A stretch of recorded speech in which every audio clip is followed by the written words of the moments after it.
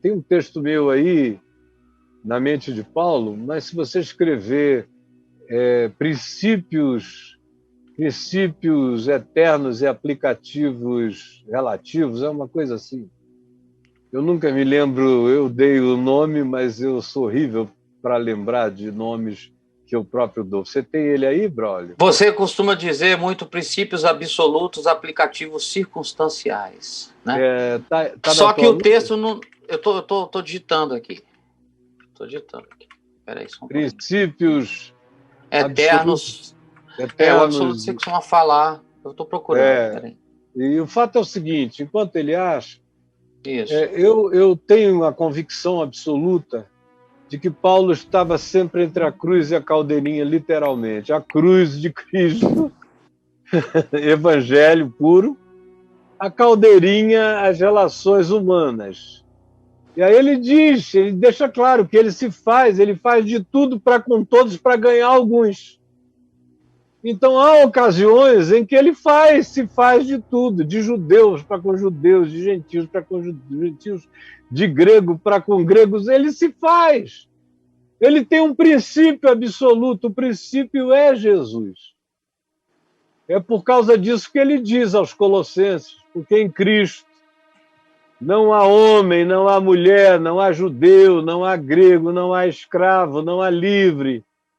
Em Cristo isso tudo tem que acabar, embora, escrevendo aos Colossenses mesmo, ele dê conselhos sobre como os patrões de escravos, os donos de escravos, deveriam lidar com os escravos, os patrões crentes, os donos crentes, e como os escravos crentes deveriam lidar com os seus proprietários. Ele lida e diz como as mulheres e os homens deveriam se tratar, naquela média ponderada que não causaria escândalo nem a judeus nem a gregos, porque ele entende que aquilo ainda é relacionalidade cultural, não é ainda o cerne do Evangelho. O cerne do Evangelho ele não negocia nunca, é apedrejado por ele, mas ele faz essas médias ponderadas que são os aplicativos circunstanciais que estão nas cartas. Mas esses aplicativos são relativos, tinham a ver com o tempo e a hora. Paulo, podendo ver aquilo tudo acabado, e podendo acabar com aquilo tudo, ele acabaria, porque no mundo dele não havia diferença entre homem e mulher, não havia diferença entre judeu e grego, não havia diferença entre escravo e livre.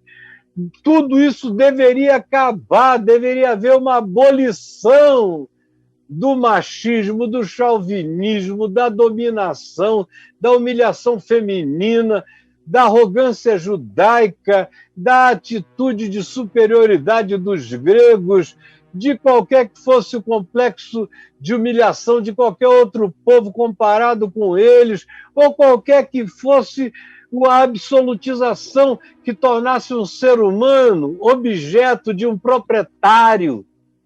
Tudo isso era perverso e ele queria que acabasse, porque em Cristo isso não havia. Esse é o princípio absoluto. O resto é aplicativo relativo. E lidar com os aplicativos relativos é o que todos nós fazemos. Eu estou fazendo isso, como eu disse, desde que me converti. A cruz. O resto é caldeirinha, que você vai vendo onde está menos quente e ajudando. Eu cheguei a um ponto na minha vida em que eu tive que pegar na caldeira mesmo e me escalpelar todo e dizer, mas nem todo mundo tem que fazer a mesma coisa. Todo mundo, todavia, em tendo oportunidade, tem que aproveitar a chance da liberdade de se expressando e de conquistando espaços maiores para quem precisa de oxigênio, de espaço e de liberdade. E não são os crentes, são os que não têm lugares na Assembleia dos Crentes. Mas o Braulio, acho que achou aí o texto que eu falei. Tá comigo aqui. Era legal que todo mundo lesse. Porque eu vi que um dos problemas que o Ed teve lá foi em relação a isso aí, que está mais do que explicado. Olha só.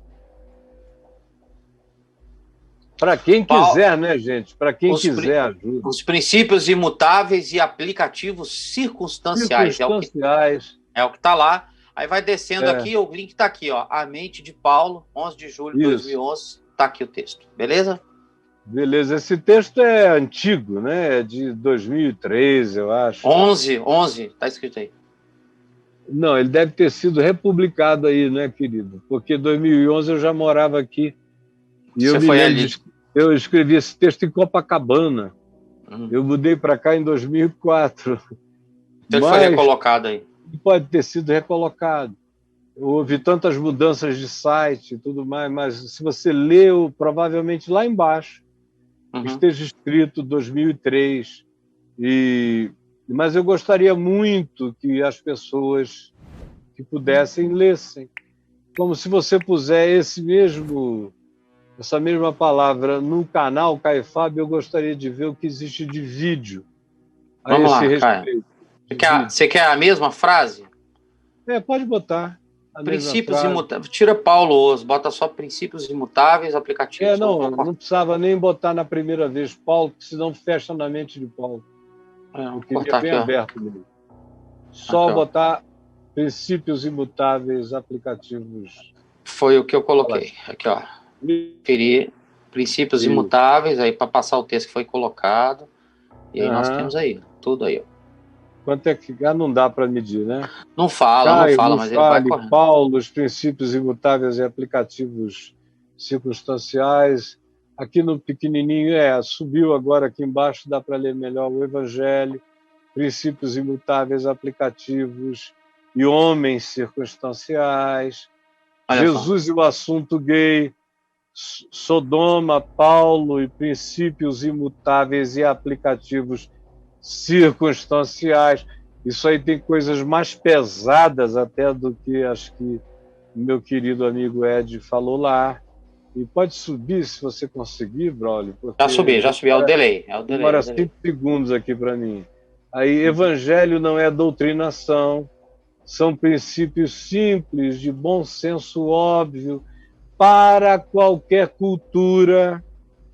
Caio, porque Paulo recomendou que a mulher não falasse nas reuniões, abomino teologias sistemáticas e suas montagens, por causa desses arranjos contra o que o Evangelho, na pureza e simplicidade dele, ensina. E aí tem outra coisa, um monte de coisas mais. O conhecimento de Jesus é processual. Então, as pessoas vão crescendo nesse entendimento, como aconteceu com os apóstolos. Aí já tem uma coisa aqui sobre o ritoque, o rito religioso, sexo anal e escolasticismo, homossexualidade lógica. E também tem sobre os eunucos, que recai muito sobre a questão homossexual, a situação dos homoafetivos e os eunucos, os que nasceram, os que os homens fizeram e os que escolheram, no caso do eunuco. Aí tem um texto meu aí que também é interessante. Bota eunuco, que vai aparecer esse texto, Braulio, por favor. Vamos lá. Jesus amou o eunuco. Aquele eunuco lá do caminho entre Jerusalém e Gaza, em Atos, no capítulo 8. Filipe enviado para pregar o evangelho para ele. E Paulo chegando, Filipe andando, ouve a leitura de Isaías 53 sendo feita por um eunuco, que era um eunuco etíope. Se ele nasceu eunuco, provavelmente ele tivesse dois ambientes genitais, ou ele tivesse um clitóris tão projetado que fosse praticamente do tamanho de um pênis junto com uma vagina, tivesse formas femininas, ou se ele foi feito eunuco, foi castrado muito jovenzinho, na adolescência, na puberdade, e aí os hormônios mudaram, os seios cresceram, a voz ficou fina, feminina. Vamos supor qualquer dessas hipóteses, que aquele homem não escolheu ser eunuco, por amor ao reino de Deus. Ele foi feito ou nasceu. Então, ele estava todo alterado. A leitura de Isaías 53, que Filipe correu ao lado e ouviu, talvez fosse com uma voz feminina. O homem talvez tivesse peitinhos balançando na carruagem. E o Filipe sobe, não tem nenhuma questão. Ouve, prega, ensina, leva até Jesus. Aí eles chegaram no lugar onde tinha água. O homem perguntou: aqui tem água, o que me impede de ser batizado? Bom, se não fosse Filipe, que tinha Jesus como chave hermenêutica, primeiro eu iria dizer: não, eu vou ter que te levar à congregação, o conselho da igreja vai ter que te examinar. Aí não iria passar no exame, porque a voz dele era efeminada, ou ele tinha peitinhos, ia ter que esperar um tempo para, quem sabe, todo mundo se acostumar e 3 anos depois batizarem o cara, que não podia esperar. Queria dizer: desce daqui, para Filipe. Iria embora dizendo: bom, eu já tenho o que eu tenho e é aqui que eu vou ficar, porque esse outro povo dessa seita do Nazareno é de uma arrogância absurda. Mas o que você achou aí do eunuco? Tá lá o texto que você pediu. Eu digitei eunuco no portal caifá.net, tá aqui, ó. Eu digitei aqui 54 ocorrências, né? Aí a primeira delas é: e Jesus amou o eunuco, que foi o que você citou no começo da fala. Aí, que bonitinho. E Jesus, opa, ele estava lá em cima do texto, voltou para baixo. Tô andando com ele. Tá aqui. Jesus amou o eunuco. Aí eu recomendo um livro, Eunucos pelo Reino de Deus, um livro que eu achei, estava perdido e foi achado. Então aqui, eu botei ontem aqui atrás de mim, mas eu já devo ter colocado alguns outros em cima. Você me mostrou ele? Tá aqui. Eu te mostrei, está aqui bem atrás de mim, é só dar uma olhada com calma. É um livro maravilhoso, que inclusive eu recomendei ao meu amigo Ed, há uns 20 e tantos anos atrás. Ele leu, e foi um livro que ele disse que mudou o entendimento dele a respeito de uma quantidade absurda de coisas. É um livro maravilhoso. Se ninguém tiver publicado, eu vou ver se meu filho Davi não quer pedir autorização para publicar em e-book, porque ele é digno de ser publicado, de ser republicado.